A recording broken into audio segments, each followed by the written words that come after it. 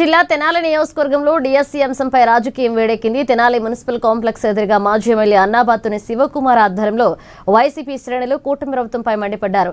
ఇది mega DSC కాదు, దగా డిఎస్సీ అంటూ పెద్ద ఎత్తున నినాదాలు చేశారు. మోసపూరిత విధానానికి బాధ్యత వహిస్తూ విద్యాశాఖ మంత్రి లోకేష్ రాజీనామా చేయాలని డిమాండ్ చేశారు.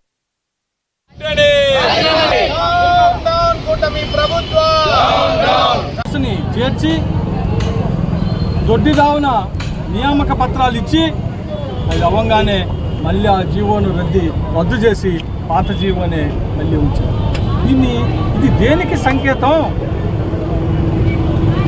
ఇది దేనికి సంకేతం?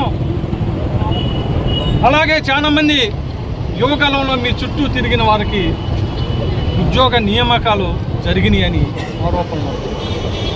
అలాగే గోల్డ్ మెడల్ వచ్చినాడికి ఉద్యోగం రాక సిల్వర్ మెడల్ వచ్చినాడికి ఉద్యోగం వచ్చిందని ఆరోపణలు. మరి మీరు మంగళగిరిని ఏ రకంగా ఛాలెంజ్ తీసుకొని ఒక ఎలక్షన్లో ఓడిపోయినా ఇంకో ఎలక్షన్లో గెలిచినట్టు మీరు నిర్వహిస్తున్న ఈ శాఖలో ఇన్ని అక్రమాలు, ఇంతమంది విద్యార్థులకి, మరి ముఖ్యంగా మెరిట్ విద్యార్థులకి, కష్టపడి చదువుకున్న మెరిట్ విద్యార్థులకి అన్యాయం జరిగిందని ఈ రకమైన ఇంత పెద్ద ఎత్తున ఆరోపణ జరుగుతూ ఉంటే దీని మీద మీరు తప్పే ఉంది? ఆరోపణలకే పరిమితమా?